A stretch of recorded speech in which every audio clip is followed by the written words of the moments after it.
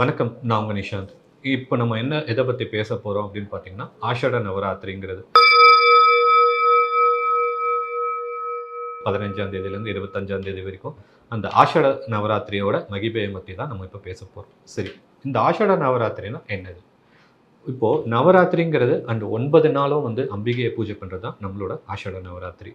So இந்த ஆஷாட நவராத்திரிங்கிறது இல்லாம மொத்தம் வந்து 4 நவராத்திரி இருக்கு. முதல்ல சைத்திர நவராத்திரி. அதாவது முதல்ல பார்த்தீங்கன்னா வசந்த நவராத்திரின்னு சொல்லுவாங்க. அதுக்கப்புறமா ஆஷாட நவராத்திரின்னு வரும். அதுக்கப்புறமா நம்மளோட சாரதா நவராத்திரி. அதுக்கப்புறம் இன்னொன்னு வருது குப்த நவராத்திரி அப்படிங்கிறது. இப்போ ஆஷாட நவராத்திரியும் அடுத்த கடைசியா சொன்ன குப்த நவராத்திரியுமே 2மே வந்து ஒரு குப்த நவராத்திரி. குப்த அப்படிங்கிறது பார்த்தீங்கன்னா ரகசியம் அப்படிங்கிறது தான் பொருள். ஸோ குப்த நவராத்திரிக்கு நம்ம என்னென்ன எதனால அது குப்த நவராத்திரி அப்படின்னு சொன்னாங்கன்னா, ஆஷாட நவராத்திரி, அப்புறமா கடைசியா வர இன்னொரு குப்த நவராத்திரி. எதுக்காக? ரகசிய நவராத்திரி. ரகசிய நவராத்திரி எதுக்காக அப்படின்னு பார்த்தீங்கன்னா, பெரும்பாலும் தேவி உபாசகர்கள் யார் யாரெல்லாம் இருக்காங்களோ, அந்த உபாசகர்கள் பூஜை பண்ற இது எல்லாமே வந்து உங்களுக்கு பார்த்தீங்கன்னா, இந்த குப்த நவராத்திரியில வரும். ஸோ குப்த நவராத்திரியில என்னென்ன பண்ணுவாங்க அவங்க அப்படின்னு பார்த்தீங்கன்னா, அவங்களோட பூஜைகள் ஜென்ரலாக அவங்க பண்ற மந்திரங்கள் எல்லாமே ஸ்லோகங்கள் அது எல்லாமே சொல்றது அப்படிங்கிறது தான். ஒரு ஆடம்பரமே இல்லாம சிம்பிளா பண்றதுக்கு தான் வந்து இந்த குப்த நவராத்திரி அப்படிங்கிறது சொல்லுவாங்க. எந்த ஒரு பெருசா கிராண்டா எதுவுமே இருக்காது பாருங்க. இப்ப நம்மளுக்கு சாரதா நவராத்திரி அப்படின்னு பார்த்தீங்கன்னா, வீட்ல கொலு வைக்கிறதா இருக்கட்டும், எல்லாமே ரொம்ப கிராண்டா பண்ணுவோம். இந்த ஆஷாட நவராத்திரியும் சரி, கடைசியா வர குப்த நவராத்திரியா இருக்கும், வசந்த நவராத்திரி கூட செலிப்ரேஷன்ஸ் உண்டு.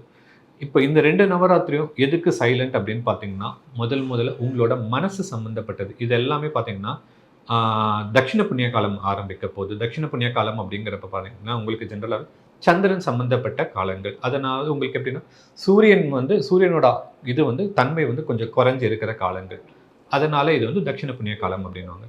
இந்த புண்ணிய காலங்கள்ல இப்போ ஜெனரலா அம்பாள் அப்படின்னாலே உங்களுக்கு பார்த்தீங்கன்னா, ராத்திரி சம்மந்தப்பட்டது தான். ராத்திரி எல்லாமே பார்த்தீங்கன்னா, நவராத்திரி, அப்புறமா உங்களுக்கு எல்லாமே அம்பாள் வந்து விளக்கு வைக்கிற சாயங்காலம்க்கு அப்புறம் தான் முக்கியமான ஒரு பூஜைகள் எல்லாமே பண்ணுவோம். நீங்க வரலட்சுமி விரதமா இருக்கட்டும், எல்லாமே பாருங்க சாயங்காலத்தில காலையில விளக்கு ஏத்துறோமோ இல்லையோ, சாயங்காலம் கண்டிப்பா வீட்ல விளக்கு ஏத்தணும் அப்படின்னு சொல்லுவாங்க. சாயங்கால பூஜைகள் தான் வந்து அம்பாளுக்கு ரொம்ப ரொம்ப ரொம்ப பிடிச்ச ஒரு பூஜைகள். அதனால தான் வந்து இந்த ராத்திரி அப்படிங்கிறப்போ சாயங்காலம் அந்த இது ஆஃப்டர் சன்செட் அப்படிங்கிற ஒரு பூஜைகள நம்ம எடுத்துட்டு வந்தாங்க. ஸோ இந்த பூஜைகள் பண்றதால என்னென்ன பலன் இருக்கும் அப்படிங்கிறத நம்ம பார்க்கலாம். முதல்ல இந்த ஆஷாட நவராத்திரி எதுக்காக வராகியோட கனெக்ட் ஆச்சு அப்படிங்கிறத, வராகிய எதுக்கு ஆஷாட நவராத்திரில ரொம்ப எடுத்துட்டு வந்தாங்க அப்படிங்கிறதையும் பார்க்கலாம். இப்போ வசந்த நவராத்திரி அப்படின்னு பார்த்தீங்கன்னா, ரொம்ப வந்து அவங்களோட லலிதா திரிபுர சுந்தரி, அதனால ஷோடஷி, மகா ஷோடஷி அவங்களோட பூஜைகள் தான் ரொம்ப நடக்கும். அப்புறமா வர்றது சாரதா நவராத்திரி. இந்த சாரதா நவராத்திரியில தான் வந்து வீட்ல கொலு வைக்கிறது இது எல்லாமே.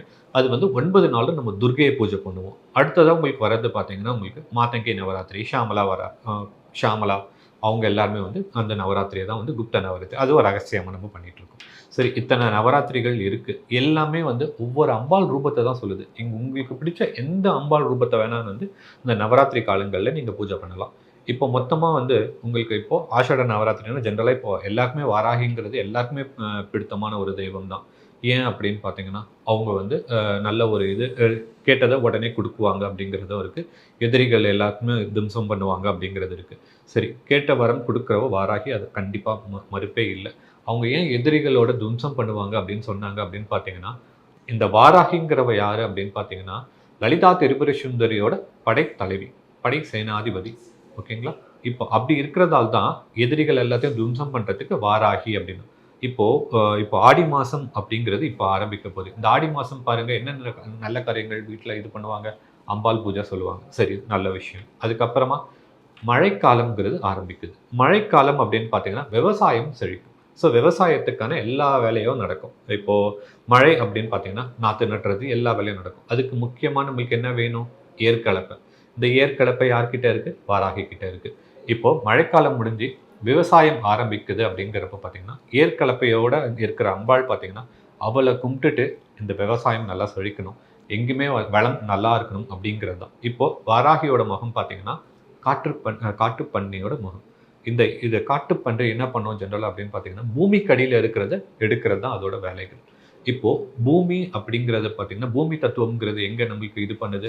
வராகமூர்த்தி அப்படிங்கிறது. இப்போ பூமி அப்படிங்கிறப்ப நம்ம நிலம் சம்பந்தமான எந்த பிரச்சனையா இருக்கட்டும், நம்ம வாராகி வழிபாடு பண்ணலாம். விவசாயம் சம்பந்தமான இது எதுவா இருக்கட்டும், நம்மளுக்கு வாராகி முக்கியம். அதே மாரி மழை சம்பந்தமா, அவ கருமை நிறம். வாராகிங்கிறவ. அந்த கருமை நிறம் அப்படின்னா கருமேகத்தோட நம்ம சம்மந்தப்படுத்திக்கலாம். ஸோ அவளுக்கு மழை வளம் நல்லா இருக்கணும் அப்படின்னால நம்ம வாராகி பூஜை பண்ணலாம். இப்போ வாராகியோட ஒரு கையில் வந்து நம்மளுக்கு ஏற்கலப்பு இருக்கும், இன்னொரு கையில் உலக்கை இருக்கும். இந்த உலக்கை அப்படிங்கிறது என்ன, விவசாயம் முடிஞ்சு எல்லாம் வெளில வந்ததுக்கப்புறம் அந்த உலக்கையை வச்சு தான் எல்லாமே நம்ம அடுத்த நிலைக்கு எடுத்துகிட்டு போகிறது. ஸோ இது ரெண்டும் தான் வந்து வாராகி கையில் இருக்க முக்கியமான ஆயுதங்கள் அப்படின்னு எடுத்துக்கணும். ஸோ இப்போ வாராகியை நான் வீட்டில் வச்சுருக்கேன். என்னென்ன பூஜை பண்ணலாம் வாராகிக்கு? இப்போ படமோ இல்லைன்னா விக்கிரகமோ எல்லார் வீட்லையும் இப்போ வாராகி இது கண்டிப்பாக இருக்கும். ஸோ அப்படி இருக்கிறப்போ வாராகிக்கு நம்ம வீட்டில் எளிமையான பூஜைகள் தான் இருக்கும். வாராகிக்கு என்னென்ன பிடிக்கும்? இப்போ ஜென்ரலாக இப்போ வீட்டுக்கு யாராவது ஒருத்தவங்க வராங்க அப்படின்னா கூப்பிடுறீங்கன்னா அவங்களுக்கு பிடிச்ச விஷயங்கள்லாம் பண்ணுவீங்களே, அதே தான்.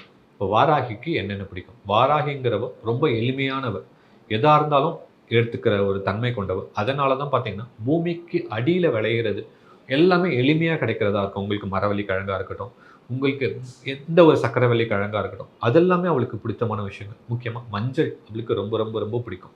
ஸோ வீட்டில் ஒன்றுமே பெருசாக என்னால் எதுவுமே பண்ண முடியல அப்படிங்கிறப்போ ஒரு சிம்பிளான ஒரு விஷயம் என்னென்னா, ஒரு விரலி மஞ்சள் ஒரு 108 மஞ்சள் எடுத்துக்கோங்க. உங்கள் கையால் அந்த மஞ்சளை கட்டுங்க.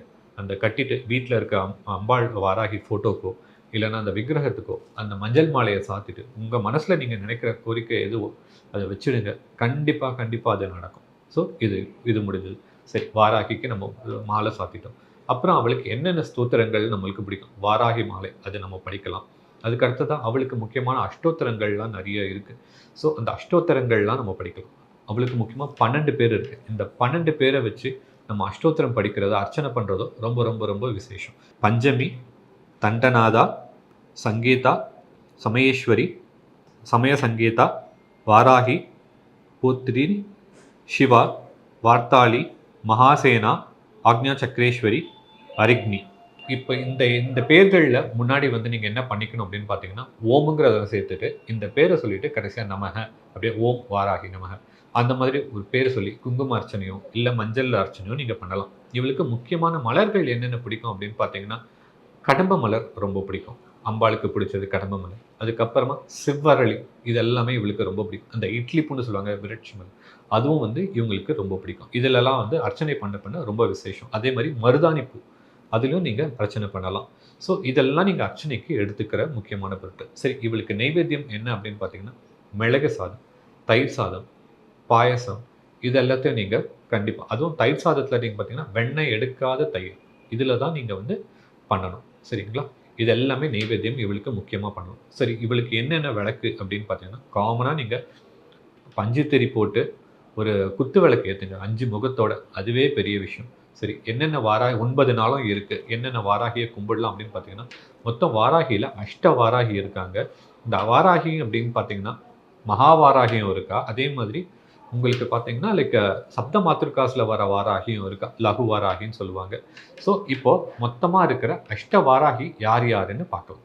மகாவாராகி, ஆதிவாராகி, ஸ்வப்பன வாராகி, லகு வாராகி, உன்மத்த வாராகி, சிம்ஹாருட வாராகி, மைஷாருட வாராகி, அஸ்வாருட வாராகி என மொத்தம் வந்து 8 வாராகி இருக்காங்க. இதில் ஸ்வப்ன வாராகின்னு ஒரு பேர் வந்தது. இந்த ஸ்வப்பன வாராகி அப்படிங்கிறவ யார் பார்த்தீங்கன்னா, உங்கள் கனவுல வந்து என்னென்னலாம் விஷயங்கள் சொல்லணுமோ அதெல்லாம் சொல்லுவாள்.